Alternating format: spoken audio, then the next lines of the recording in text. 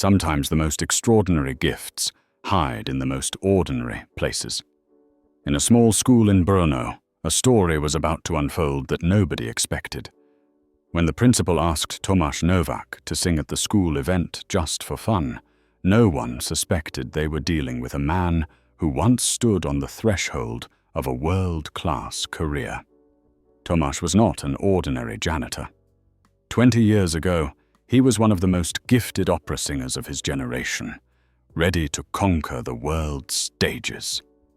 Then came a personal tragedy that forced him to leave the world of spotlights forever. For 20 years, he cleaned hallways, quietly carrying his talent like a burden from the past. This is not just another story about hidden talent. This is about how one moment of courage can change not only your own life, but touch the hearts of everyone around you. When he dared to open his mouth, he did not realize his voice would bring hope where no one had expected it for a long time. Can one song really change everything? The morning sun filtered through the tall windows of elementary school Miru, casting long shadows across the freshly mopped corridors. Tomáš Novák pushed his cart methodically from classroom to classroom, the familiar squeak of its wheels marking another day in what had become a 20-year routine. His movements were precise, almost choreographed, each motion refined by thousands of repetitions. The blue janitor's uniform hung loosely on his 62-year-old frame, a simple cotton shield that had become as much a part of him as his own skin. In his breast pocket, carefully folded and worn soft by constant handling, lay a yellowed concert program from the National Opera House. October 15th, 1998. The paper had grown fragile over the years, its edges brown and brittle, but the elegant script announcing Tomáš Novák as Don Giovanni remained clearly visible. He touched it now, a habit he had developed whenever the weight of memory pressed too heavily upon his chest. The children were beginning to arrive, their voices echoing through the hallways like birdsong. 8-year-old Petra waved enthusiastically as she passed, her backpack bouncing against her small frame. "Good morning, Mr. Novák," she called in her bright, unguarded way. Tomáš smiled, the expression transforming his weathered face into something warm and gentle. "Good morning, little sparrow," he replied, using the nickname he had given her months ago when he first heard her humming in the hallway. The children had always been drawn to him, perhaps sensing something in his quiet manner that spoke of patience and understanding. They would often linger near his supply closet, sharing their small troubles and victories with the kind man who always had time to listen. Principal Marie Svobodová emerged from her office, her heels clicking against the polished floor. At 55, she carried herself with the confidence of someone who had dedicated her life to education, her silver hair pulled back in a neat bun that spoke of order and purpose. She had known Tomáš for 7 years now, ever since he had appeared at her door, with impeccable references and a quiet desperation that had touched her heart. "Tomáš," she called, her voice carrying the warmth of genuine respect. "Do you have a moment?" He set down his mop and walked toward her, wiping his hands on the small towel he kept attached to his belt. Marie had always treated him with dignity, never speaking down to him as some administrators might to their maintenance staff. She saw something in him that others missed, though she had never pressed him about his past. "Of course, Mrs. Svobodová. What can I do for you?" Her eyes sparkled with excitement, the kind that usually preceded one of her ambitious school projects. "We are planning something special for open house next month. The city council will be attending, along with many parents and community members.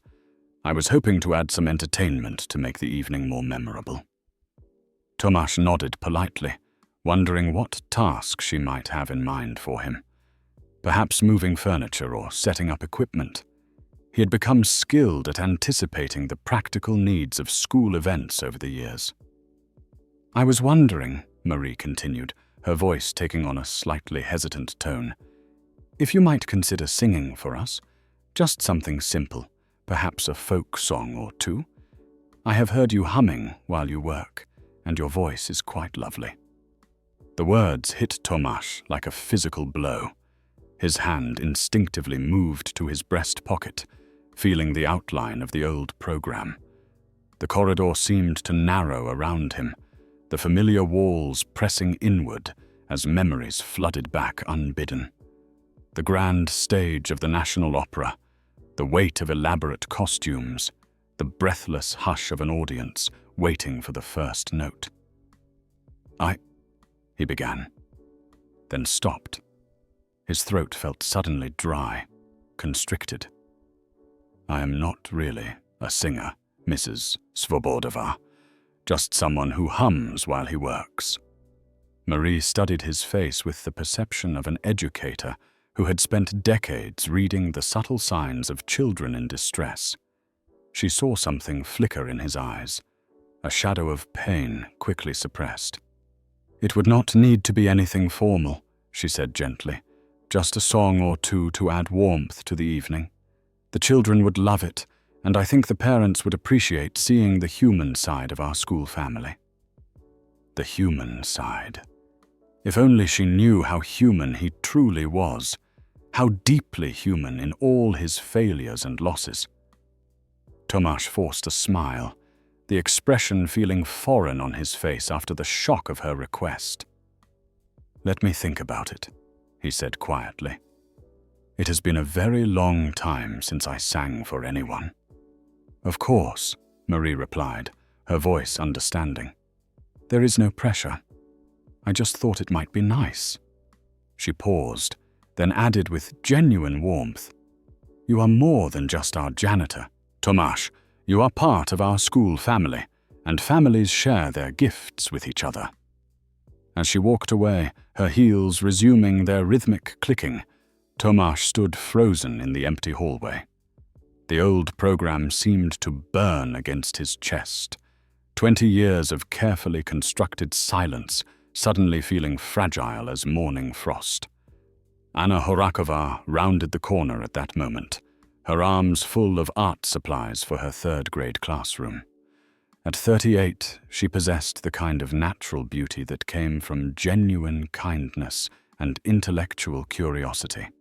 Her dark hair fell in soft waves around her shoulders, and her green eyes held the spark of someone who still believed in the transformative power of education.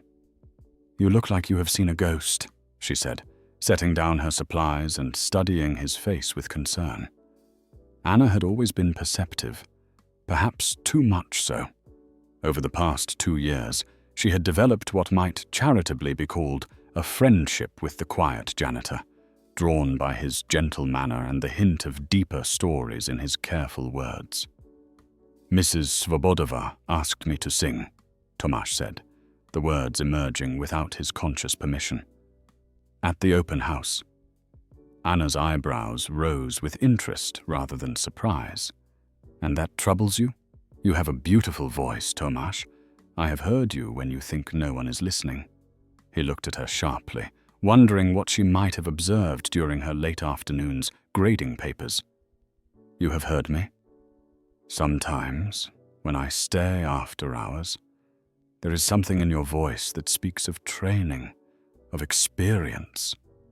She tilted her head, studying him with frank curiosity. "Were you a singer before you came here?" The question hung between them like a bridge he was not ready to cross. 20 years of careful silence, of questions deflected and conversations redirected, suddenly felt insufficient in the face of her gentle persistence. "A long time ago," he said finally. "But that was a different life." Anna seemed to understand that this was as much as he could offer, at least for now. "Sometimes the most beautiful voices are the ones that have been silent the longest," she said softly. "They carry more weight, more meaning." Her words followed him through the rest of the morning, as he completed his rounds. The familiar tasks, emptying trash bins, cleaning windows, restocking supplies, felt different somehow, as if the simple act of acknowledging his past had shifted something fundamental in his relationship with the present. During lunch, he found himself in the gymnasium, alone with the old piano that sat in the corner like a forgotten friend. It was an ancient upright, its wood scarred and its keys yellowed with age, but it still held its tune reasonably well. He had tuned it himself years ago, though he had never explained to Marie how he possessed such knowledge. His fingers found the keys without conscious thought, muscle memory asserting itself after decades of dormancy. The opening chords of Nessun Dorma emerged, soft and hesitant at first, then growing stronger as his hands remembered their purpose. The melody filled the empty gymnasium, echoing off the high ceiling and wooden floors. He began to hum along, his voice barely above a whisper. The Italian lyrics came back to him as if he had sung them yesterday, rather than 20 years ago. Nessun dorma, tu pure, o principessa, nella tua fredda stanza. The voice that emerged was different from the one he remembered. Deeper now, rougher around the edges, marked by years of disuse and the natural changes of aging. But underneath the rust and hesitation lay something that time could not diminish, the fundamental gift that had once marked him as exceptional. As the last notes faded, he became aware of a presence in the doorway. Anna stood there, her hand pressed to her chest, tears glistening in her green eyes. She had heard him, truly heard him, perhaps the first person to do so in 20 years. "Dear God," she whispered. "Tomasz, what happened? How did someone with a voice like that end up?" She gestured around the gymnasium, unable to finish the question. He closed the piano lid with careful precision, his hands trembling slightly. "Life happened," he said simply. "Loss happened. Sometimes a voice is not enough to carry you through." The weight of unspoken stories filled the space between them. Anna took a step forward, then stopped, perhaps sensing that this moment balanced on a knife's edge between revelation and retreat. "The open house," she said quietly. "You should do it. Not for Mrs. Svobodova, not for the school, for yourself." Tomasz shook his head, the movement sharp and definitive. "I gave up that right long ago. Some doors, once closed, should remain that way." But even as he spoke the words, he felt something stirring in his chest, a warmth he had not experienced in 20 years. The old program in his pocket seemed lighter somehow, less like a burden and more like a reminder of possibilities he had thought forever lost. The pink invitation appeared on Tomasz's supply cart 3 days later, positioned carefully between his cleaning supplies and the stack of paper towels he had been restocking. The cheerful color seemed to mock the gray February morning, its bright optimism at odds with the weight that had settled in his chest since his conversation with Marie. "Open house, an evening of community and celebration," read the elegant script, decorated with small drawings of musical notes and hearts that suggested the artistic talents of Anna's third-grade class. The date was circled in red ink. March 21st, just over a month away. Someone, Marie, most likely, had written in the margin, "Please consider it. We would be honored." Tomasz held the invitation with the same reverence he might show a legal summons. The paper felt substantial in his hands, its weight seeming to multiply with each passing second. Around him, the school buzzed with its usual morning energy. But he felt strangely isolated, as if the simple act of reading those words had created an invisible barrier between himself and the familiar world. She asked me to give that to you personally, Anna said, appearing beside his cart with her characteristic quiet grace. Marie, I mean. She was quite specific about it. He looked up to find her watching him with those perceptive green eyes, her expression a mixture of curiosity and something that might have been hope. Over the past few days, their interactions had carried an undercurrent of unfinished conversation, the weight of what she had witnessed in the gymnasium hanging between them like a question neither dared to voice fully. I told her I would think about it, Tomasz replied, his voice carefully neutral.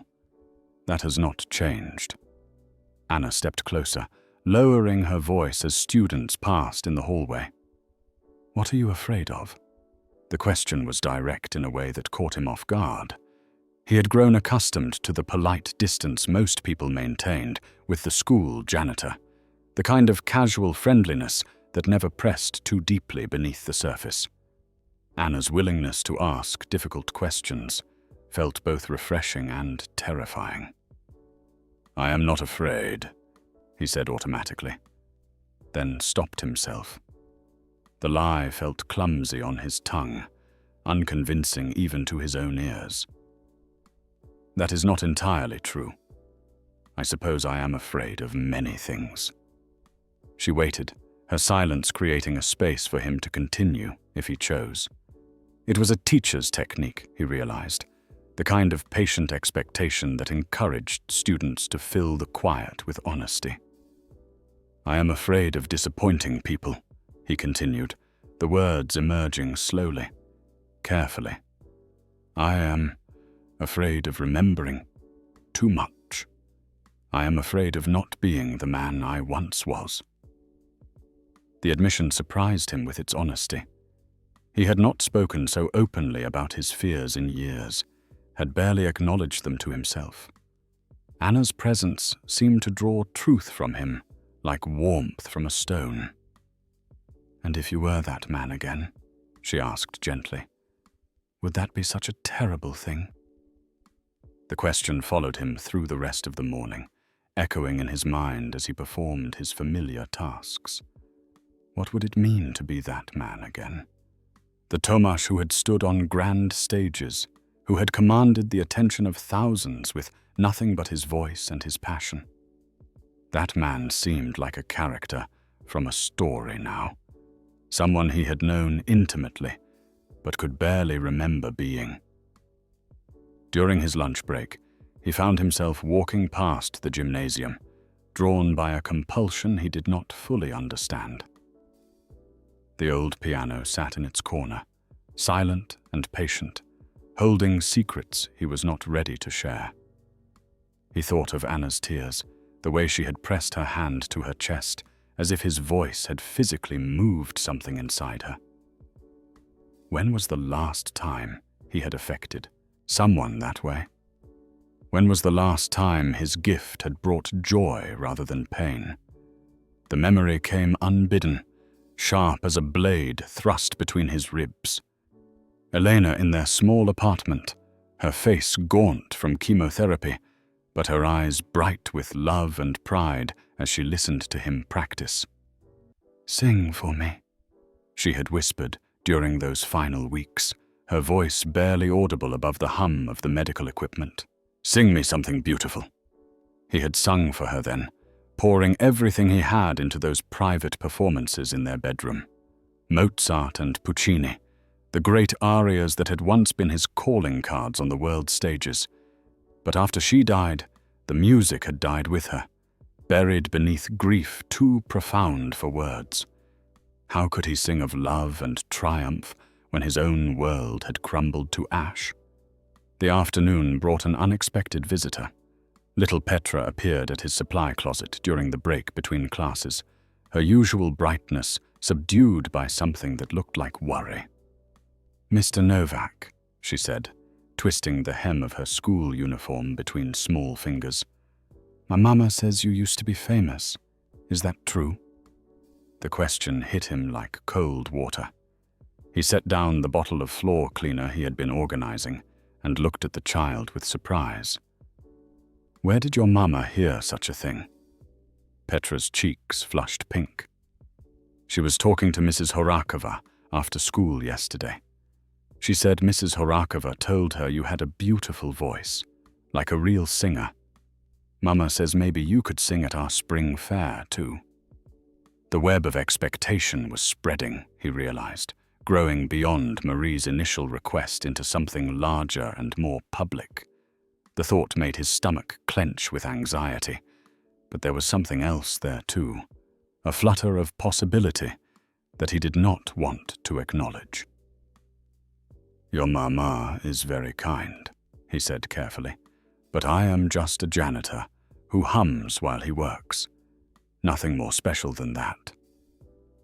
Petra studied him with the directness that only children possessed, her dark eyes serious and searching. But you could be special if you wanted to, couldn't you? Mrs. Horakova says everyone has something special inside them. They just have to be brave enough to let it out. Out of the mouths of babes. Tomasz felt something shift inside his chest, a loosening of the tight bands of fear and self-doubt that had held him captive for so long.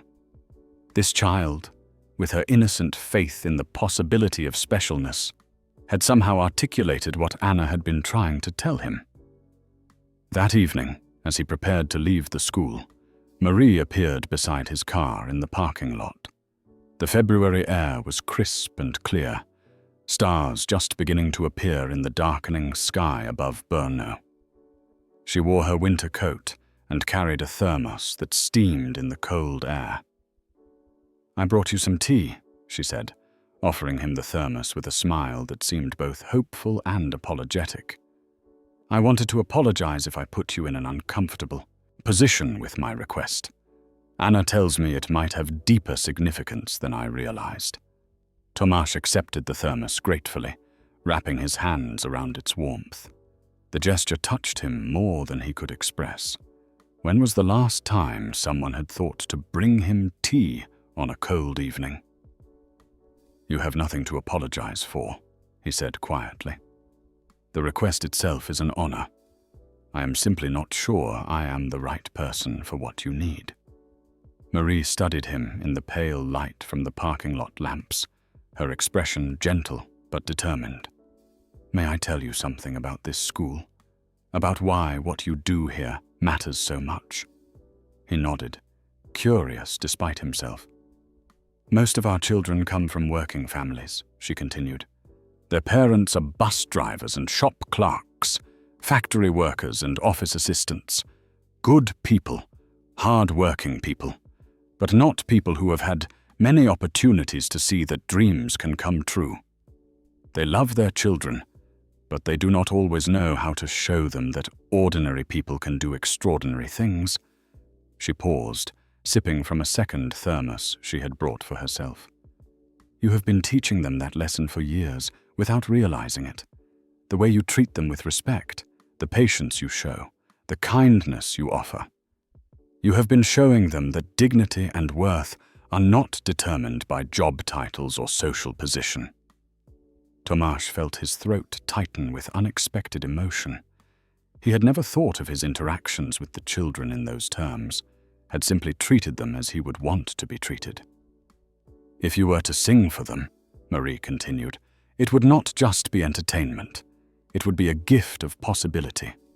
It would show them that the person who cleans their school, who empties their trash bins and mops their floors, carries within him something beautiful and powerful. Can you imagine what that might mean to a child who has been told that people like their parents, people like them, are not capable of greatness? The weight of her words settled over him like a mantle he was not sure he was ready to wear. But beneath the fear, beneath the 20 years of careful self-protection, something began to stir, a sense of purpose he had thought lost forever. The old piano in the gymnasium became Tomasz's secret sanctuary over the following weeks. He found himself drawn there during lunch breaks and after school hours, when the building settled into the quiet emptiness of evening. The instrument was badly out of tune, several keys stuck, and the middle C had developed an annoying buzz. But it responded to his touch with a willingness that surprised him. Perhaps it too had been waiting for someone to remember its purpose. His first attempts at singing were tentative, barely above a whisper. 20 years of silence had left his voice rusty and uncertain. The smooth power he once commanded now fractured into something that cracked and wavered with emotion. He started with simple exercises, scales and arpeggios that slowly awakened dormant muscles in his throat and chest. The physical memory of proper breathing returned gradually, like a half-forgotten language finding its way back to his tongue. Anna had taken to lingering in the building after her regular hours, grading papers in her classroom while Tomasz worked through his hesitant vocal exercises down the hall. She never intruded directly, but sometimes he would catch a glimpse of her shadow in the doorway, listening with the respectful distance of someone who understood the fragility of courage rebuilding itself. One Thursday afternoon, as rain drummed against the high windows of the gymnasium, she finally stepped inside while he was working through a gentle aria from La Bohème. The melody died on his lips as he noticed her presence, his hands freezing above the keys like a child caught in some forbidden act. "Please do not stop," she said softly, settling herself on one of the wooden benches that lined the wall. That was beautiful. Tomasz felt heat rise in his cheeks, the old stage fright mixing with something more complex, a vulnerability he had not experienced in decades. "It is nothing like what it used to be," he said, his voice rough with self-criticism. "I can hear how much I have lost."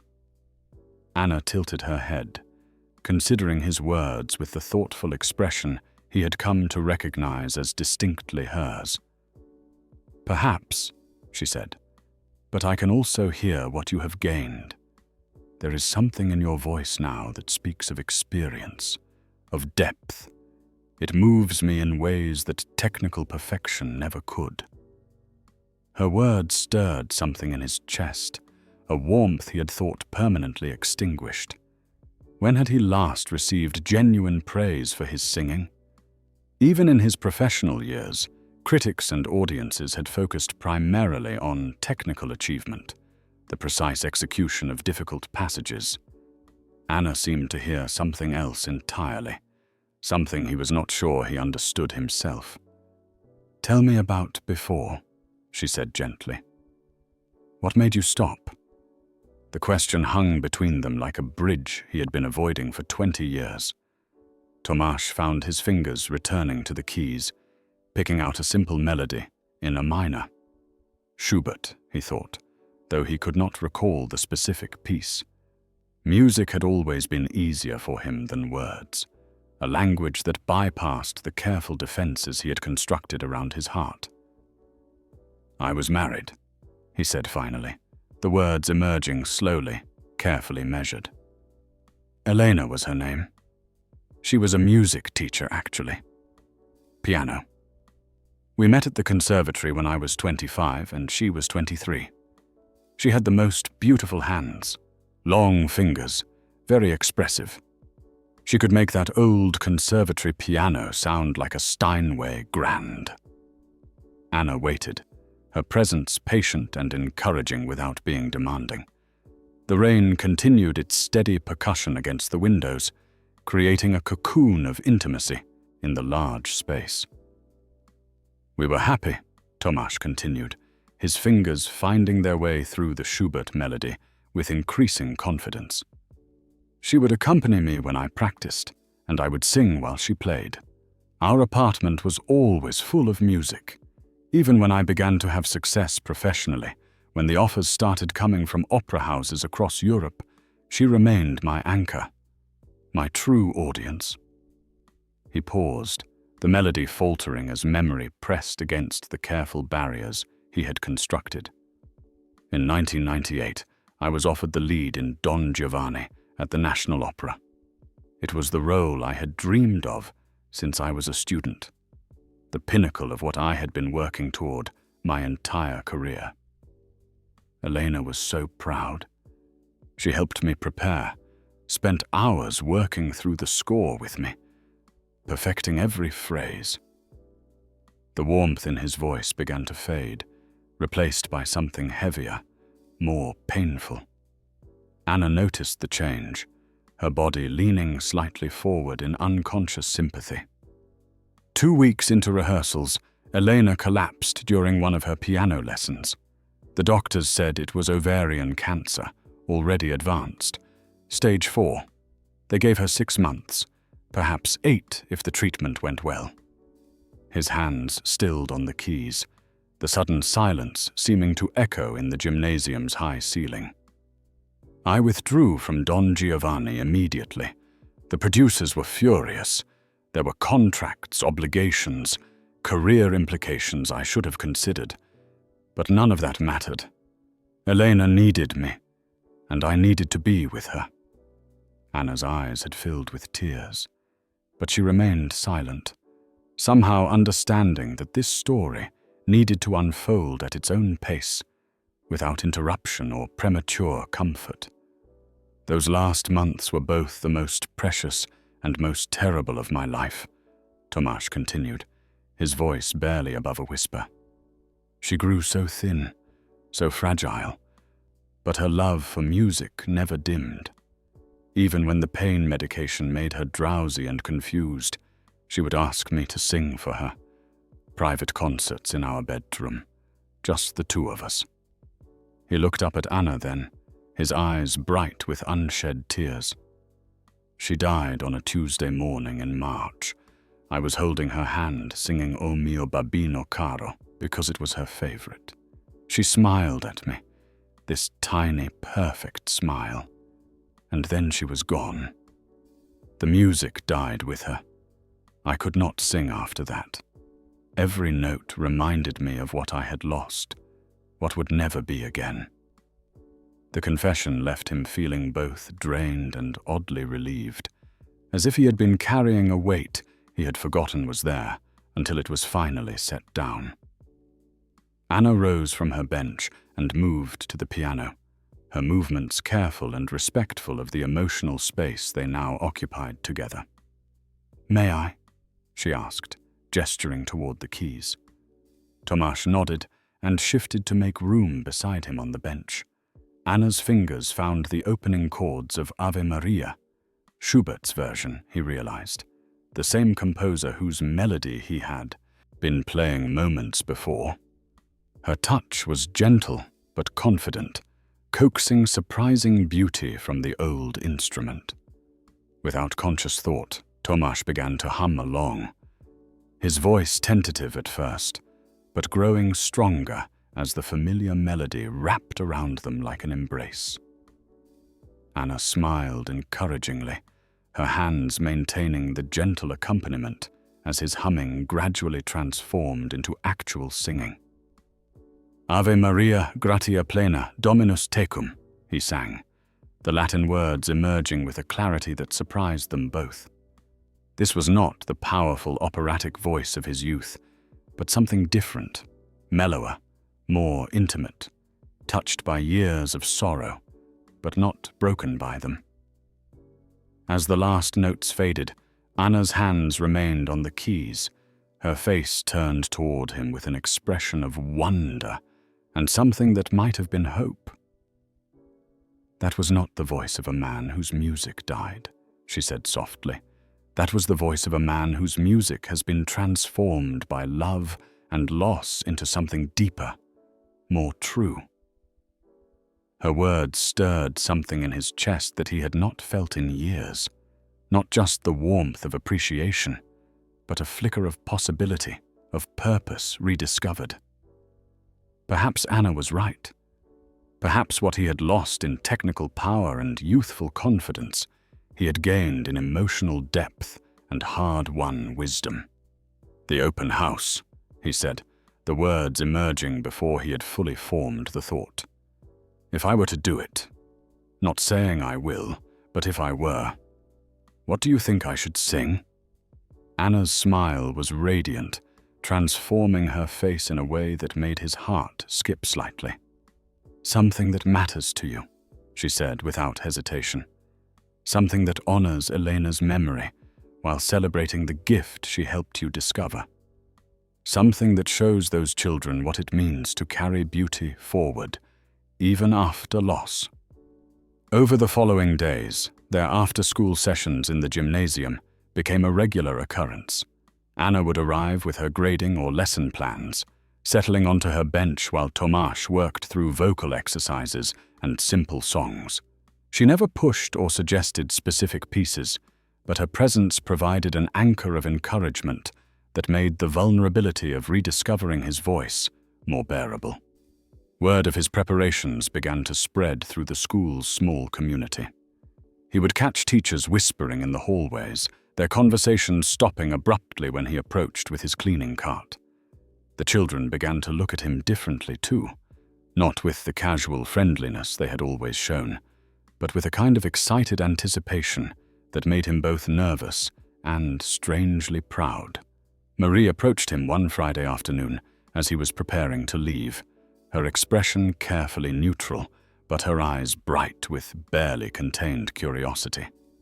"I do not want to pressure you," she said, "but I need to finalize the program for the open house. Should I include a musical performance?"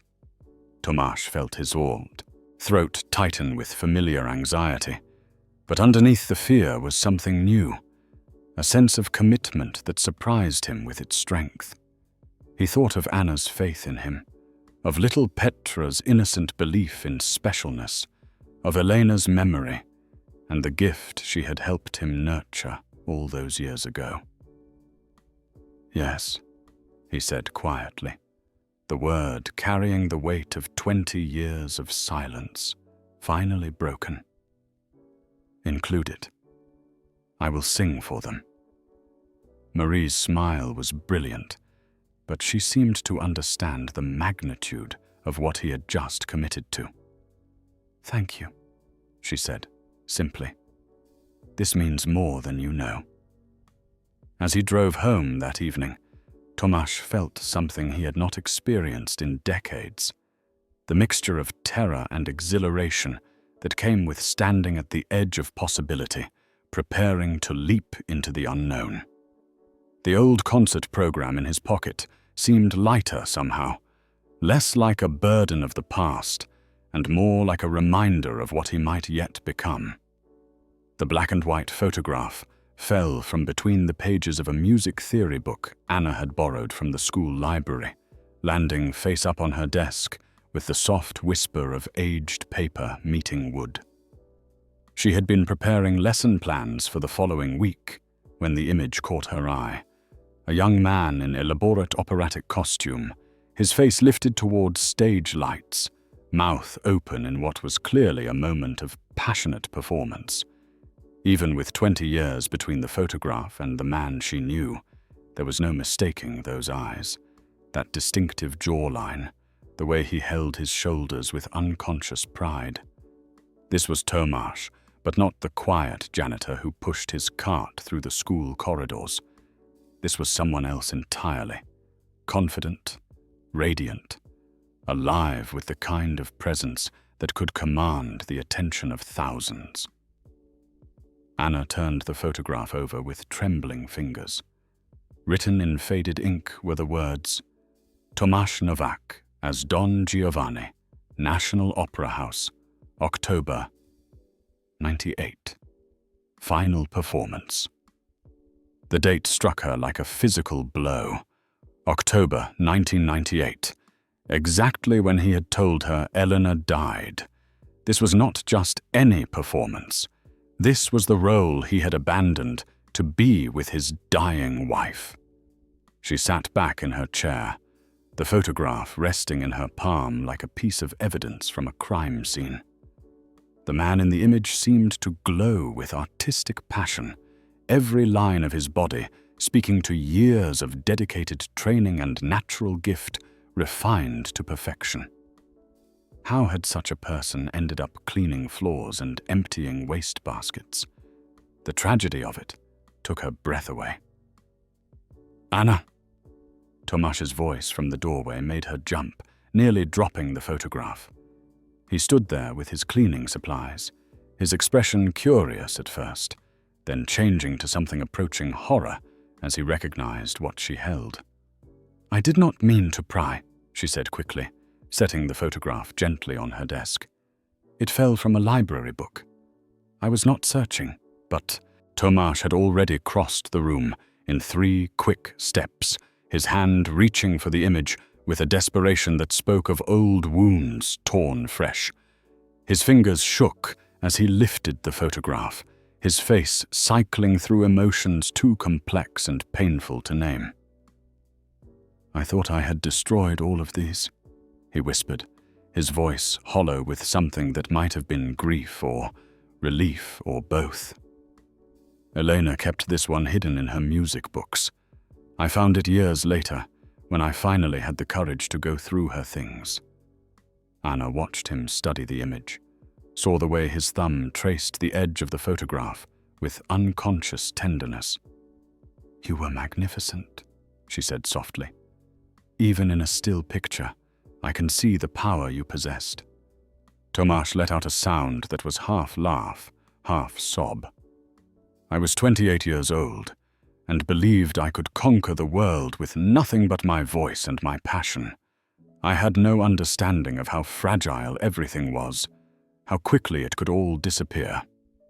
He sank into the small chair beside Anna's desk, the photograph still clutched in his hands.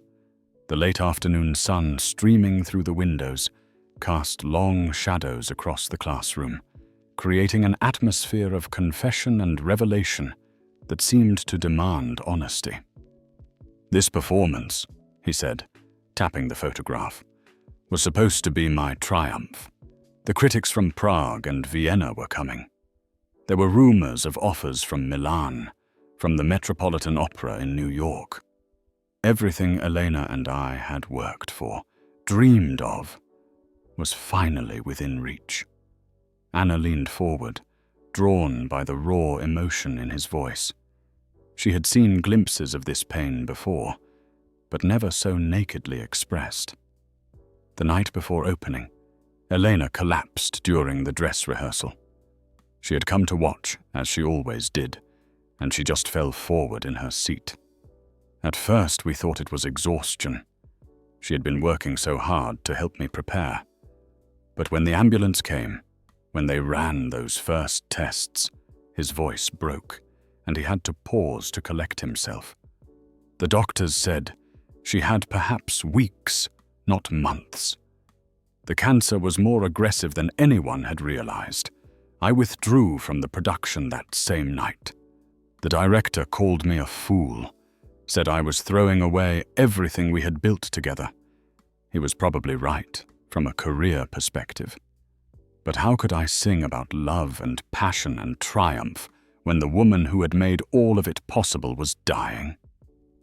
Anna felt tears gathering in her eyes, but she remained silent, sensing that this story needed to reach its conclusion without interruption.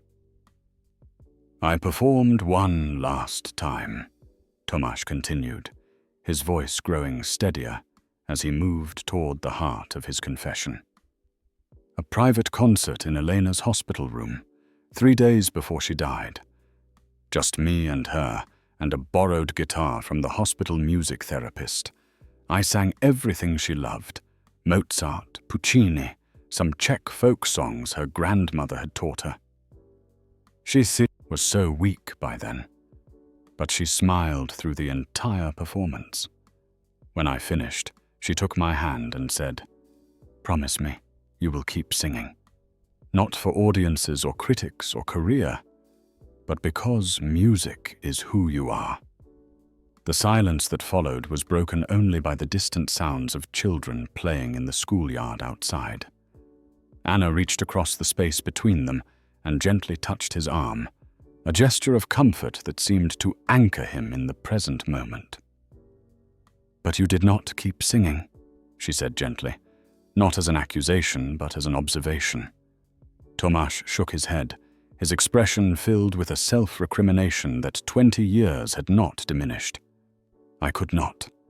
Every note reminded me of what I had lost, the music we had shared, the dreams we had built together. It all felt like betraying her memory to continue without her. So I stopped. I found work doing things that had nothing to do with music, nothing that would remind me of what used to be. Anna studied his face, seeing the boy in the photograph and the man before her as parts of the same complex whole. What do you think Elena would say if she could see you now? If she knew you had spent 20 years in silence because of a promise she asked you to make? The question seemed to hit him like a physical blow.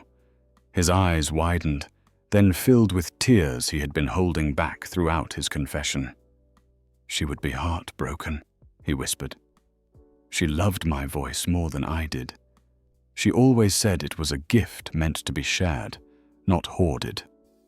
Then perhaps, Anna said carefully, the open house is not just about the children or the community. Perhaps it is about honoring the promise you made to her, finally keeping faith with the woman who loved your music enough to make it her dying wish. Over the following weeks, their evening sessions in the gymnasium took on new intensity. Tomasz began working through more challenging pieces, pushing his reconstructed voice toward capabilities he had thought permanently lost. The photograph now sat propped against the piano's music stand, not as a reminder of what he had been, but as a bridge between past and present, between the confident young artist and the man he was becoming. Anna proved to be more than just an encouraging presence.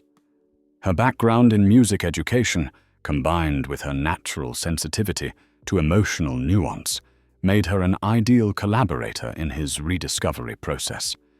She helped him select pieces that showcased his voice's new qualities, its deeper resonance, its hard-won emotional authenticity, rather than trying to recapture the technical brilliance of his youth.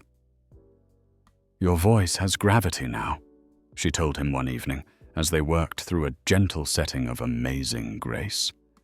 "It carries weight that comes from having lived through something real and difficult, that cannot be taught or faked. It is earned." Their relationship began to shift during these sessions, moving beyond the casual friendship that had developed over 2 years of shared work at the school. There were moments when their hands brushed reaching for the same piece of sheet music, when she looked at him with particular intensity as he sang, when the intimacy of the music created a space that seemed to exist outside normal time and social convention, where Anna felt something stirring that she had not experienced in years. She was not naive about the complexity of her feelings. At 38, she had been single for 3 years, her last relationship having ended when she realized she cared more about her students' emotional development than her boyfriend's career ambitions. She had grown comfortable with solitude, had built a life around her teaching and her small circle of close friends. But Tomasz awakened something in her that felt both thrilling and dangerous, a desire to be part of something larger than herself, to help nurture the return of beauty to the world. The change in their dynamic did not go unnoticed by others at the school. Marie began to smile knowingly when she saw them together, and some of the other teachers made gentle teasing comments about Anna's newfound interest in staying late for extra work. But rather than feeling embarrassed, Anna found herself proud to be associated with Tomasz's transformation. She had become witness to something remarkable, the resurrection of a gift that had seemed permanently buried. One evening in early March, as they practiced in the gymnasium under the soft glow of the overhead lights, Tomasz surprised her by setting aside the sheet music they had been working through and beginning to sing something entirely from memory. It was La Donna è mobile from Rigoletto, one of the most technically demanding arias in the tenor repertoire, and he performed it with a confidence and skill that made Anna's breath catch in her throat. This was not the tentative voice of a man rediscovering his gift. This was the voice of someone who had found his way back to himself, who had integrated 20 years of life experience with the raw talent that had never truly disappeared. When the last note faded, the gymnasium seemed to ring with invisible applause. "My God," Anna whispered, her hand pressed to her chest. "Tomasz, that was extraordinary. You are not just getting your voice back. You are better than you were before." He looked at her with an expression of wonder, as if he too was surprised by what had just emerged from him. "I felt Eleanor with me," he said quietly. Not in a sad way, not as a ghost or a memory of loss, but as a presence, a blessing, as if she was accompanying me the way she used to do. Anna rose from the piano bench and moved toward him, drawn by an impulse she did not fully understand. When she reached him, she took his hands in hers, feeling the slight tremor that remained after such an intense performance. "She would be so proud," Anna said, her voice thick with emotion. "And so grateful that you finally found your way back to the promise you made her." In that moment, standing in the quiet gymnasium, with the echo of his voice still seeming to resonate around them, something shifted permanently between them. It was not just admiration or artistic collaboration anymore, but something deeper and more complex, a recognition of shared purpose, of complementary needs, of the possibility that healing could create space for new kinds of love.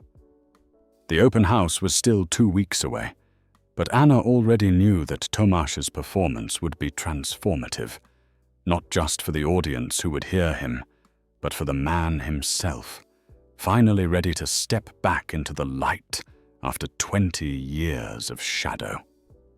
The medical report was tucked inside Elena's old jewelry box, yellowed with age, and folded along lines that spoke of countless readings over the years. Anna discovered it quite by accident. While helping Tomasz sort through some of Elena's belongings, he had finally found the courage to examine. They had been looking for sheet music Elena might have kept, pieces that could inform his song selection for the rapidly approaching open house, when the official letterhead caught Anna's eye. "Tomasz," she said carefully, her voice carrying a note of confusion that made him look up from the stack of piano compositions he had been reviewing. "What is this?" He took the document from her hands, his face going pale as he recognized the familiar header of the oncology department. For a moment, he seemed frozen, his eyes scanning the typed lines with an expression that shifted from confusion to shock to something that might have been horror. "This cannot be right," he whispered, sinking onto the edge of his bed as the paper trembled in his hands. "This says, 'But she told me.'" Anna moved closer, reading over his shoulder with growing amazement. The report, dated 3 months before Elena's death, contained results from what appeared to be a routine follow-up scan.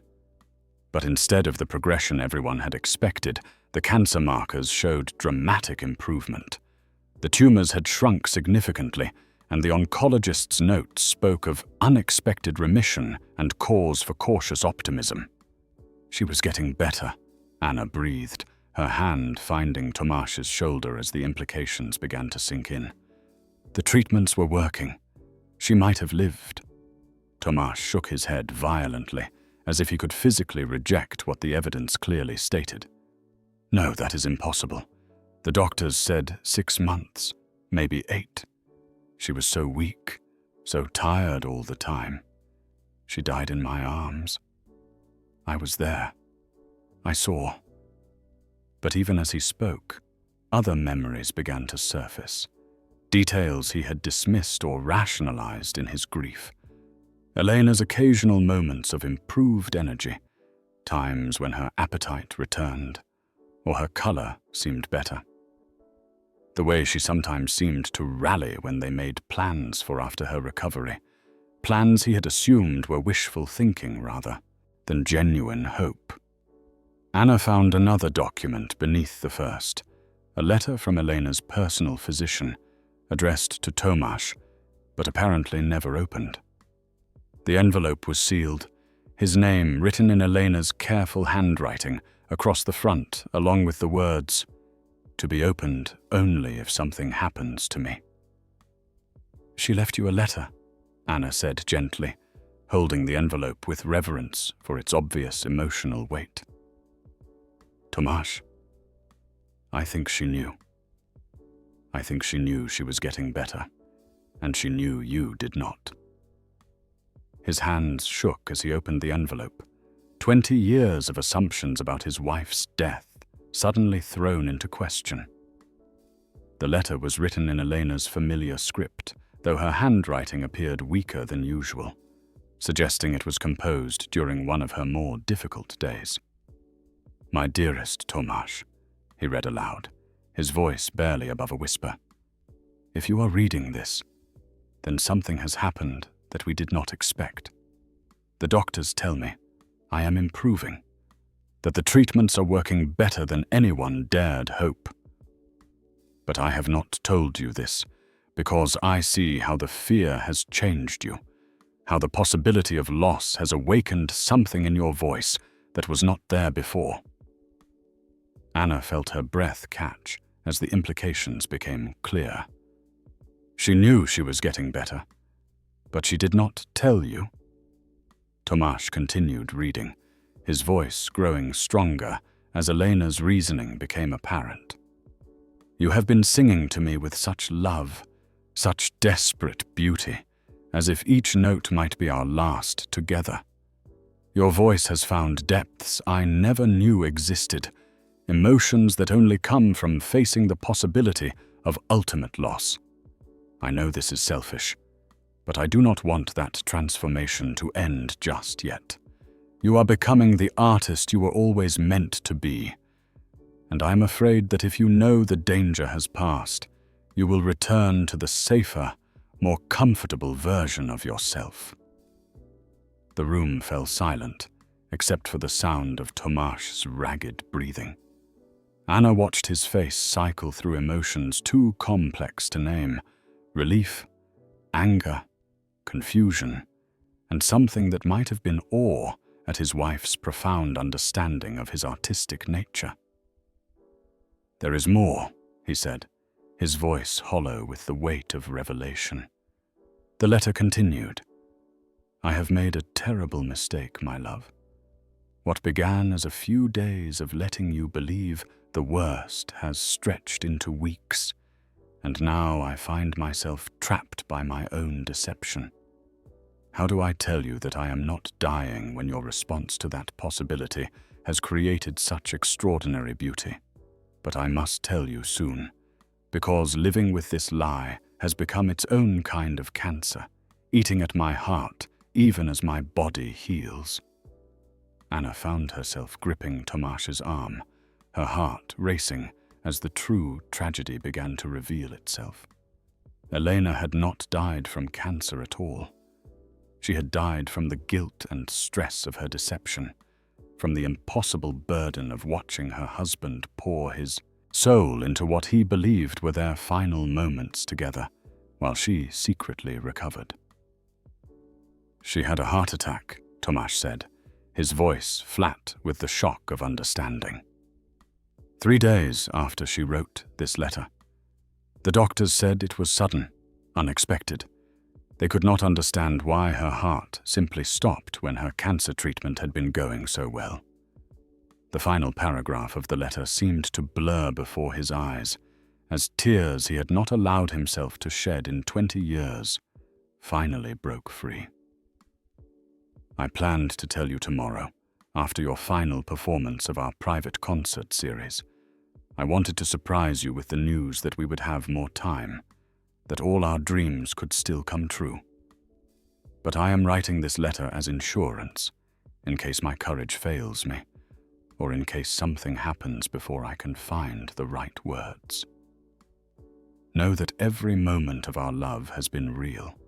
Every song you have sung to me has been a gift beyond measure. And if I have caused you pain through my deception, it was only because I could not bear to waste the miracle of what your voice has become. Sing, my darling. Sing always, but sing with the knowledge that love does not end with death. It transforms into something eternal, something that makes every note more precious than the last. The letter fell from Tomasz's hands as the full weight of Elena's revelation settled over him. She had not died from cancer. She had died from the stress of lying to him about her recovery, from the impossible position she had created by allowing him to believe she was dying when she was actually getting better. His 20 years of guilt, of believing he had abandoned his career for nothing, had been built on a foundation of loving deception. She sacrificed herself for my art, he whispered, the words carrying a horror that Anna could barely comprehend. She let me believe she was dying because it made me sing better, and then she died from the guilt of that lie. Anna pulled him into her arms then, feeling his body shake with sobs that seemed to emerge from some deep place that had been locked away for 2 decades. This was not just grief. It was the collapse of an entire understanding of his life, his choices, his identity as a man who had given up everything for love. "No," she said firmly, her voice cutting through his despair with surprising strength. "She did not sacrifice herself for your art. She made a mistake, a human, understandable mistake born from love and fear and the impossible situation you were both facing. But her death was not your fault, and it was not a waste of your sacrifice." Tomasz pulled back to look at her, his eyes red with tears, but desperate for some way to make sense of what he had learned. "How can you say that? I gave up Don Giovanni, gave up my entire career for someone who was getting better. If you had known, Anna interrupted, you would have sung to her differently, with relief instead of desperate love, with hope instead of the urgent beauty that comes from believing time is running out." Elena understood something about art that even you did not, that the greatest performances come not from technical skill alone, but from the deepest human emotions. She gave you the gift of singing from a place of ultimate vulnerability. The truth of Anna's words seemed to settle over Tomasz like a revelation. His wife had died not from cancer, but from the weight of understanding his artistic soul better than he understood it himself. The voice he had rediscovered in recent weeks, the depth and emotional authenticity that had surprised even him. These were not accidents or discoveries, but the continuation of a transformation Eleanor had recognized and nurtured, even as it cost her everything. "The open house," he said suddenly, his voice filled with a new kind of urgency. "I have to sing for her, not as a memorial to someone who died young, but as a celebration of someone who understood the true purpose of music better than anyone I have ever known." The gold wedding band had remained in Tomasz's dresser drawer for 20 years, wrapped in a piece of Elena's silk scarf and tucked away like a relic too painful to wear, but too precious to discard. Now, 3 days before the open house, he held it up to the afternoon light streaming through his bedroom window, watching as it caught and reflected the sun's rays in patterns that seemed to dance with their own internal fire. Anna sat beside him on the bed, surrounded by the scattered contents of Elena's jewelry box and the documents that had reshaped his understanding of their final months together. The medical reports and his wife's letter had been read and reread until their revelations had settled into something approaching acceptance, though the emotional aftershocks continued to ripple through his consciousness like stones thrown into still water. I stopped wearing it the day after her funeral, Tomasz said quietly, turning the ring between his fingers with the reverence of someone handling a sacred object. It felt like carrying a weight I no longer had the right to bear. But now, he paused, struggling to articulate the shift in understanding that Elena's letter had created. The guilt and self-recrimination that had defined his relationship with her memory for 2 decades were giving way to something more complex and ultimately more healing. A recognition that their love story had been more intricate and profound than he had ever imagined. Now I think perhaps she would want me to wear it when I sing, Anna suggested gently. Not as a symbol of loss, but as a connection to the love that transformed your voice in ways neither of you fully understood at the time. The ring slid onto his finger with surprising ease, as if it had been waiting for this moment of reconciliation. The familiar weight felt different now, less like a burden and more like an anchor, grounding him in the truth of what he and Elena had shared, rather than the tragedy of how it had ended. Over the past 3 days, since the discovery of Elena's letter, Tomasz's preparation for the open house had taken on an intensity that bordered on obsession. He arrived at the school before dawn and stayed long past the evening cleaning routine, spending every available moment in the gymnasium with the old piano, working through pieces that had once defined his professional repertoire, but now carried entirely new meanings. The song selection had become a meditation on redemption and transformation. He had chosen 3 pieces that traced the arc of his emotional journey. Schubert's Gretchen am Spinnrade, a song about love and longing that he and Elena had often performed together. Nessun dorma from Turandot, the aria that spoke of triumph over seemingly impossible obstacles. And finally, a Czech folk song called Spí, Dítě, Spí, that Elena had sung to him during her illness, a lullaby that had become their private anthem of comfort and hope. Anna had become more than just an accompanist during these intensive preparation sessions. She had appointed herself guardian of his emotional well-being, arriving each morning with coffee and encouragement, staying late to help him work through the complex feelings that each song awakened. Her presence had evolved from supportive friendship into something that felt increasingly essential, not just to his performance preparation, but to his rediscovery of who he might become after 20 years of suspended animation. "I am terrified," he admitted to her on the Tuesday evening before the Friday performance, his voice breaking slightly as they worked through the final phrases of Nessun dorma. Not of singing badly or forgetting the words, but of what it will mean to step back into that version of myself. What if I am not the same person who could once command a stage? What if Elena's faith in my transformation was misplaced? Anna rose from the piano bench and moved to where he stood near the gymnasium's tall windows, now dark with the March evening.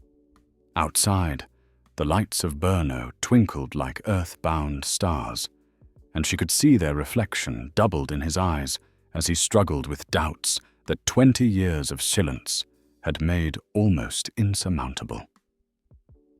"Do you remember what you told me about Elena's hands?"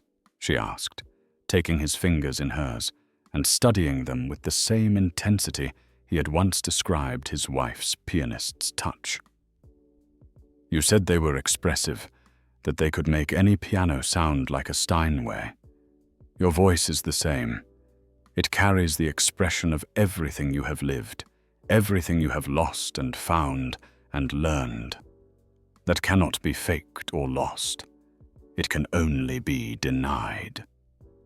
Her words seemed to calm something in his chest, the tight knot of anxiety loosening enough to allow deeper breathing. What if the audience does not understand what they are hearing? What if they expect entertainment and instead receive something too personal, too raw? Anna smiled, her green eyes bright with a confidence that seemed to radiate from some deep place of certainty. Then they will receive exactly what they need, whether they know it or not. Great art is not about giving people what they expect. It is about giving them what they did not know they needed until they hear it.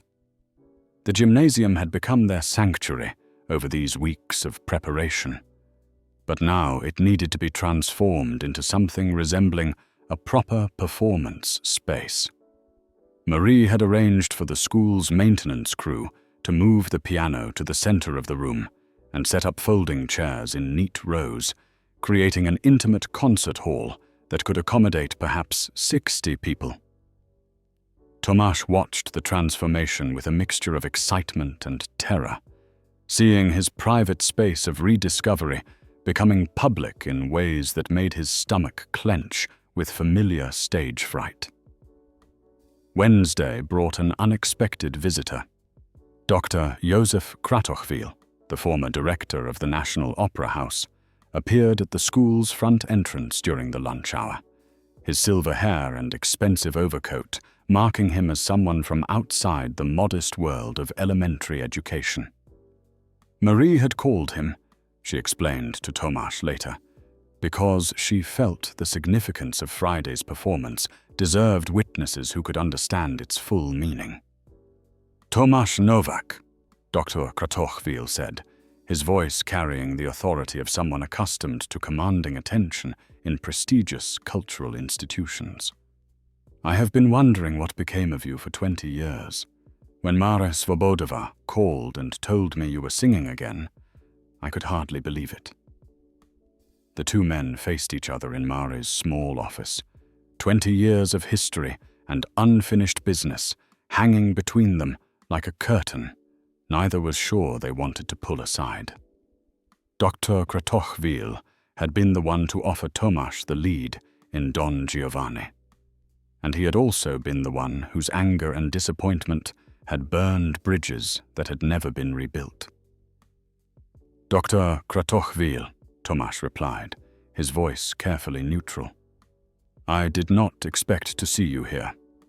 The older man studied him with eyes that had spent decades evaluating vocal talent and artistic potential. You cost me a great deal of money and professional embarrassment when you withdrew from Don Giovanni, he said bluntly. But I understand now why you made that choice. Marie has explained about your wife's illness. Tomasz felt his throat tighten with the complexity of emotions that any discussion of Elena's death still triggered. But there was something different now, a layer of understanding that had not been there before his discovery of her letter. I am not the same singer I was then, Tomasz said quietly. I cannot promise you will recognize what you once saw in me. Dr. Kratochwil's expression softened slightly, the severity of his professional demeanor giving way to something more human. None of us are the same people we were 20 years ago. The question is not whether you have changed, but whether you have grown. From what I hear, you have experienced things that most singers only pretend to understand when they perform the great tragic roles. Thursday evening brought the final dress rehearsal, conducted in the transformed gymnasium before an audience of one. Anna, seated in the front row with her hands folded in her lap, and an expression of such complete attention that it made Tomasz feel like he was performing at La Scala rather than in a school athletic facility. He had chosen to wear a simple black suit for the performance, nothing elaborate or theatrical, but clothing that suggested this was an occasion deserving of respect and attention. The wedding ring caught the overhead lights as he positioned himself beside the piano, its presence both comforting and energizing in ways he was still learning to understand. The first song, Gretchen am Spinnrad, emerged with a tenderness that surprised even him. This was not the technically perfect, but emotionally distant performance he might have given in his youth, but something infused with the knowledge of how precious and fragile love could be. As he sang of Gretchen's longing for her absent lover, He felt Elena's presence not as a ghost or a memory of loss, but as a blessing on this moment of return.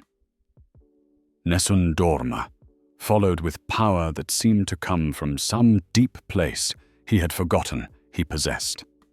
The aria's themes of triumph over impossible obstacles resonated with new meaning after his discovery of Elena's letter, and his own journey back to the light after 20 years of self-imposed darkness. When he reached the climactic Vincero, I will conquer, his voice soared with a conviction that filled the gymnasium and brought tears to Anna's eyes. But it was the final song, the Czech lullaby Elena had sung to comfort him during her illness, that truly marked his transformation. Spí, dítě, spí. Sleep, child, sleep, had become their private anthem during those final months, a simple melody that had carried them through the darkest nights of fear and uncertainty.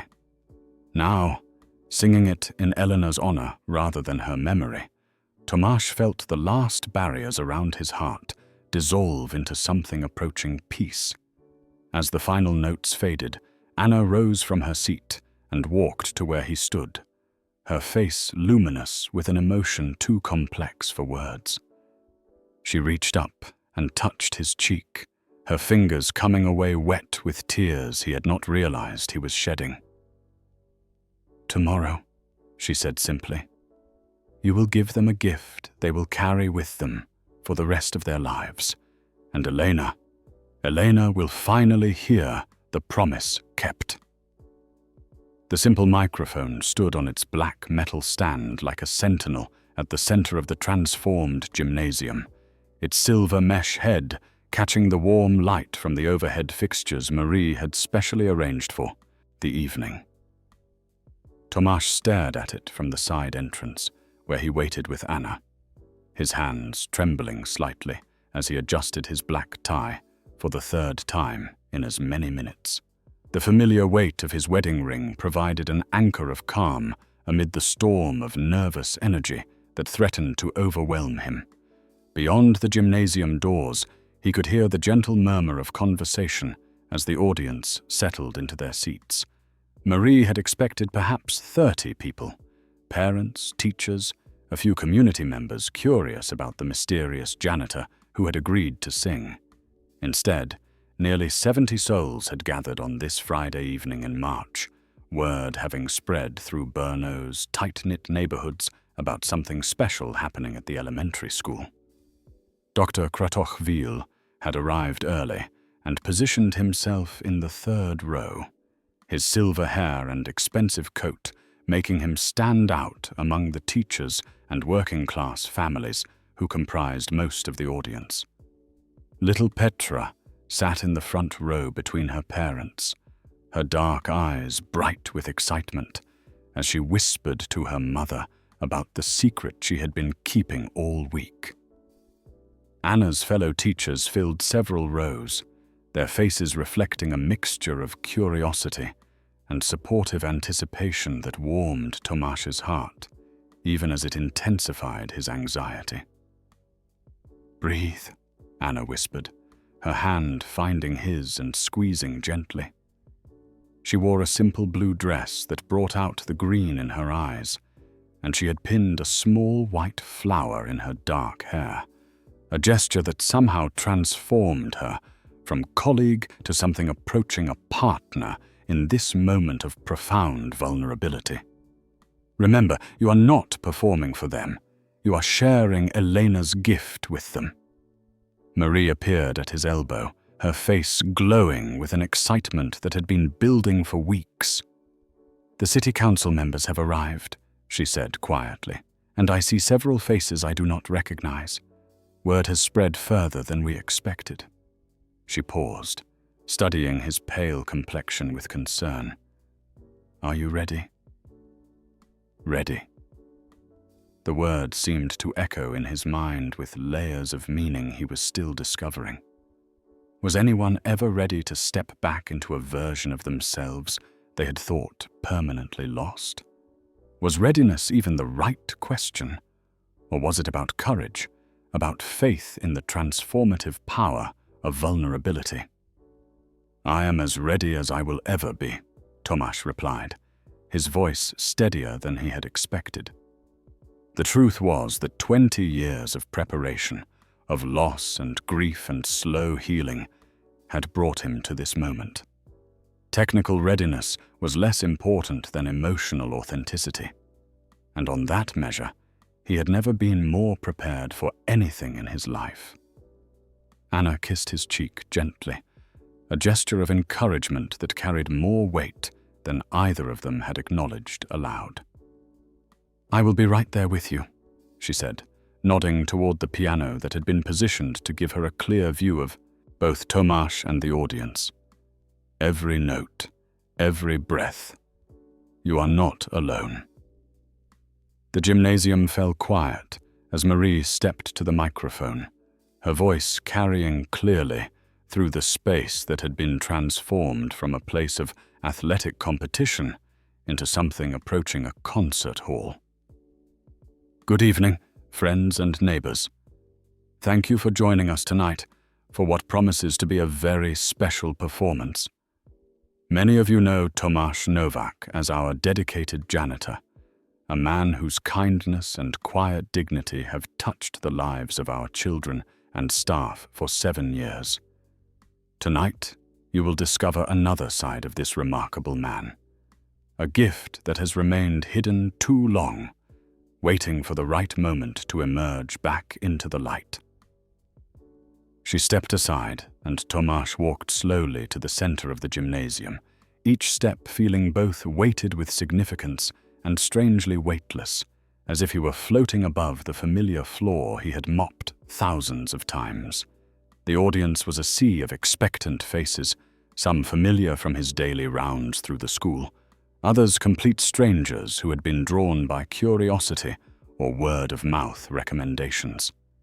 He positioned himself beside the microphone stand, his hands finding their natural placement at his heart as muscle memory from decades of performances reasserted itself. The silence in the room was complete, pregnant with anticipation, and the kind of focused attention that true performers both craved and feared. "Good evening," he began, his voice carrying clearly through the gymnasium without amplification. The microphone would be necessary for the songs, but these words needed to come directly from his heart to theirs. 20 years ago, I was a different man living a different life. I stood on opera stages and sang for audiences much larger than this one, believing that the size of the venue determined the significance of the performance. Tonight, I understand that I was wrong." He paused, his eyes finding Anna's face in the second row, drawing strength from her encouraging smile. Music is not about grand theaters or prestigious audiences.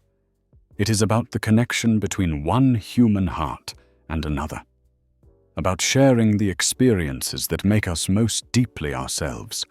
Tonight, I want to share with you 3 songs that have shaped my understanding of love, loss, and the hope that survives both.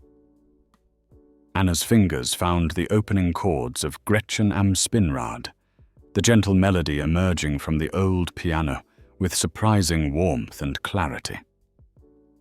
Tomasz closed his eyes for a moment, feeling Elena's presence not as an absence but as a blessing on what he was about to attempt. When he began to sing, his voice emerged with a tenderness that seemed to physically embrace each person in the audience. "Meine Ruhe ist hin, mein Herz ist schwer." My peace is gone. My heart is heavy. The German words flowed with an intimacy that made the large room feel like a private drawing room, each listener drawn into Gretchen's world of longing and desire.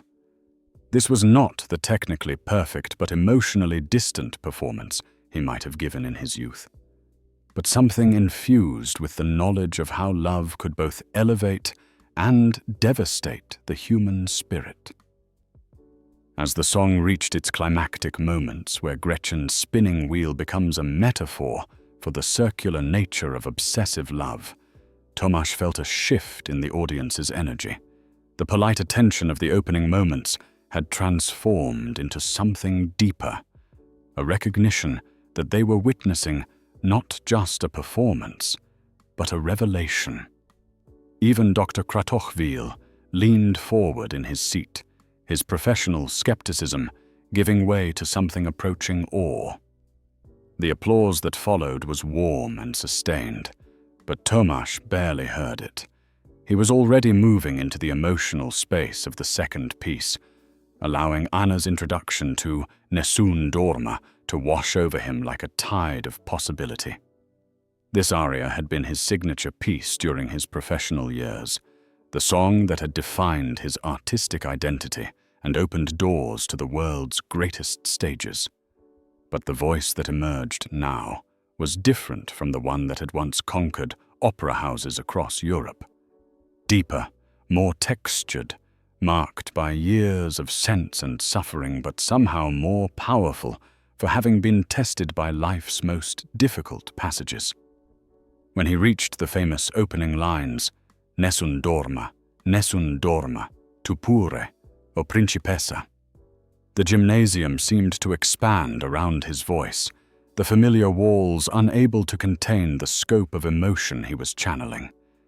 The aria built toward its famous climax with an intensity that surprised even Tomasz himself. This was not technical display for its own sake, but emotional truth expressed through one of music's most demanding vehicles. When he reached the final vincero, I will conquer, his voice soared with a conviction that spoke of personal triumph over seemingly impossible obstacles. The audience erupted in applause that seemed to go on forever, but Tomasz remained focused on the final song, the most personal and challenging piece of the evening. Spi, dite, spi was a simple Czech lullaby that most of the audience would recognize from their own childhoods. But in Tomasz's interpretation, it became something approaching a prayer, a song of comfort and hope that transcended its modest origins. As Anna played the gentle introduction, Tomasz felt Elena's presence more strongly than at any time since her death. Not as a ghost or a memory of loss, but as a living force that connected his past to his present, his grief to his hope, his silence to this moment of triumphant return. The Czech words emerged with a purity that made several audience members wipe tears from their eyes, recognizing in this simple melody something profound about the nature of love and memory. The final notes faded into a silence so complete that Tomasz could hear his own heartbeat echoing in his ears. Then, slowly, the applause began. Not the polite appreciation of a school event, but the kind of sustained ovation that recognizes the presence of something truly extraordinary. People rose to their feet, their faces reflecting a mixture of surprise, joy, and the kind of emotional catharsis that comes from witnessing genuine artistry. Dr. Kratochwil was among the first to stand, his professional composure finally cracking as he realized what he had just experienced. Little Petra clapped with the uninhibited enthusiasm of childhood, her face glowing with the pride of having known all along that Mr. Novak was special. Anna remained at the piano, her hands still resting on the keys, tears streaming down her cheeks as she watched Tomasz accept the acknowledgement of an audience that had expected entertainment and instead received transformation. In that moment, standing in the gymnasium where he had spent years in humble service, Tomasz felt the final pieces of his fractured identity reassemble into something new and whole. He was no longer the promising young tenor who had once commanded international stages, nor was he simply the quiet janitor who had hidden from his gifts for 20 years. He was something new, a man who had learned that true artistry came not from technical perfection, but from the willingness to share one's deepest truths with whatever audience life provided. The new program lay spread across Tomasz's kitchen table 3 weeks later, its fresh ink still carrying the faint smell of the print shop where it had been created just that morning. Tomasz Nowak in concert, an evening of song and story, read the elegant script, accompanied by a photograph Anna had taken of him at the piano during one of their practice sessions. The image captured something he barely recognized in himself, a man comfortable in his own skin, confident in his gifts, no longer hiding from the light that had always lived within him. The phone had not stopped ringing since word of the open house performance spread beyond Brno's boundaries. The local newspaper had published a review calling it the most moving musical performance in recent memory, and somehow that review had found its way to music critics in Prague and Vienna. Dr. Kratochwil had been fielding calls from opera houses and concert promoters across Europe, all eager to book the mysterious Janitor, whose voice had the power to transform an elementary school gymnasium into a cathedral of human emotion. Anna found him staring at the program with an expression that mixed wonder with something approaching disbelief. "Having second thoughts?" she asked, setting down 2 cups of coffee and settling into the chair beside him. Their relationship had evolved naturally in the weeks following his performance, friendship deepening into something that felt both inevitable and miraculous. 2 people who had found in each other not just romantic love, but artistic partnership and spiritual companionship. "I keep thinking I will wake up and discover this has all been an elaborate dream," Tomasz replied, touching the program with the reverence he once reserved for precious sheet music. 3 weeks ago, I was a janitor who hummed while he worked. Now concert halls are calling, offering me opportunities I thought had disappeared forever. The transformation had been swift, but somehow not jarring. Marie had granted him a leave of absence to explore these new possibilities, though she made it clear that his position at the school would always be waiting if he needed it. The children had reacted to his sudden fame with the adaptability of youth, proudly telling anyone who would listen that they had known Mr. Nowak was special long before the rest of the world figured it out. "What does Elena think?" Anna asked gently, her question carrying none of the jealousy or awkwardness that might have accompanied such an inquiry. Over the weeks of supporting Tomasz through his rediscovery process, she had developed her own relationship with his late wife's memory, understanding that Elena's presence in their lives was not a barrier to new love, but a foundation that made deeper love possible. Tomasz smiled, his hand moving instinctively to the wedding ring he now wore with pride rather than guilt. "I think she is laughing," he said. "Not at me, but with joy at the way life can surprise us with second chances when we least expect them. She always believed that the most beautiful music comes from the places where hope and heartbreak meet. I am finally beginning to understand what she meant." The first concert was scheduled for the following month at the Janitor Theatre in Brno, a venue that represented a homecoming of sorts, close enough to his adopted community to feel supported, prestigious enough to mark his official return to professional music making. Anna would accompany him, their artistic partnership having become as natural as breathing. They had spent hours selecting a program that would honor his past while embracing his present, choosing pieces that showcased not just his technical abilities, but the emotional depth that 20 years of life had carved into his voice. "Whatever happens next," Anna said, reaching across the table to take his hand, "we will face it together. You are no longer the man who has to choose between love and music, between service and artistry. You have learned to be all of these things at once." Tomasz squeezed her fingers, feeling the truth of her words settle into his bones like a blessing. The man who had once believed that losing Elena meant losing everything had discovered that love, true love, multiplies rather than divides itself. His devotion to Elena's memory had not prevented him from opening his heart to Anna. It had prepared him to love more deeply, more gratefully, with the knowledge of how precious and fragile such gifts could be.